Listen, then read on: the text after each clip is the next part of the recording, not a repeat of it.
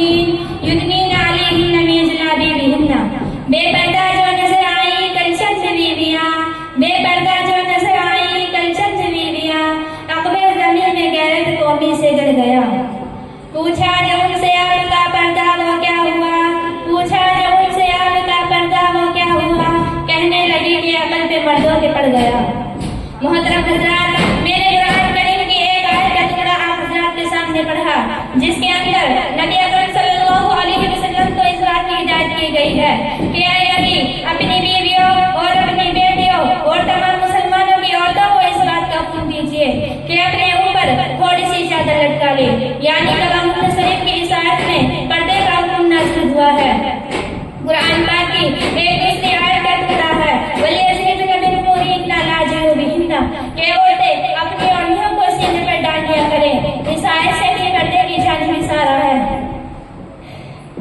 मगर दोस्तों, जब मजहब इस्लाम के रोशन सितारे कुफ्र इल्हाद मजलूम जहालत के बाद घटे, बेगैरती और बेहयाई की तारीखियां खत्म हुई।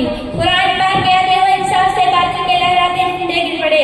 मजलूमों और बेकसूरों को मसावत और बराबरी का दर्जा मिला, खासतौर पर उन औरतों को जो जुल्म सितम की चुकी में बिस रही थी। मसाइब और आलम के पहाड़ पर तोड़े जा रहे थे। इस्लाम ने उनको जिल्लत व बस्ती के गाढ़ से निकालकर बुलंदी पे पहुंचाया। ज़हूर इस्लाम से लेकर सदी तक मुसलमान औरतों की बड़ाई के गीत गाए जाते रहे। अगर तारीख के औरात खोले जाए तो गैर मुस्लिम औरत पर मुसलमान औरत की फजीलत और बरतरी दिखाई देगी। लेकिन देखते ही देखते पूरी दुनिया में शैतानी दंगे बजने लगे। मुसलमान औरत को मकारी बिलारी के झंडे में फंसाने के इरादे होने लगे। चारदीवारी से निकालकर चाहे आम पर बदनाम करने की इन तक कोशिश की गई। इसी सदी में फिर बनाकर दरिंदे सिफत इंसानों के हवाले किया गया।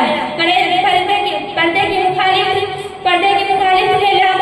सिफात यह कर दिए गए। उनकी सिर्फ एक ही सजा थी कि पर्दे के गरीबान को चाक और रेखा रेखा किया जाए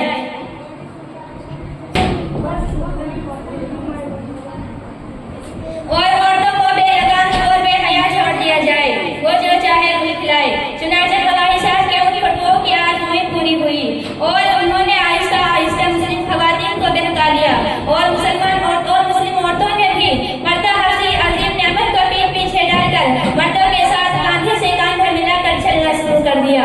फिर न पूछिए कि इस्लामी माशरे किन किन खराबियों से दो चार हुआ, कितनी मुसीबतों और कितनी आफतों का सामना हुआ। बदकारी रचनाकारी आम होती चली गई। मकानों और दुकानों, बस्तियों और बयाबानों में बुराइयां ही बुराइयां नजर आने लगी। औरत की तमाम जिम्मेदारी हमारी है कि उनको बेहयाई और बेगैरती के भंवर में फंसने न दे। अरियानियत और गंगेपन को माशरे से दूर रखे। उनको इस्लामी माशरा और इस्लामी कवायद सिखाए और शरीयत मुतहर्रा की साज़े में ढलने के तरीके बताए। अगर आज हमने उनको गुनाहों से बुराइयों के दलदल में फंसने दिया तो कल कयामत में हम खुदाए गिरफ्त से बच नहीं सकेंगे। खुदाए शरीक से दुआ कीजिए वो हमारे इस्लामी अहकाम और इस्लामी तालीमात पर चलने की तौफीक अता फरमाए और हमारे माशरे को इस्लामी माशरा बना दे। आमीन सुम्मा आमीन।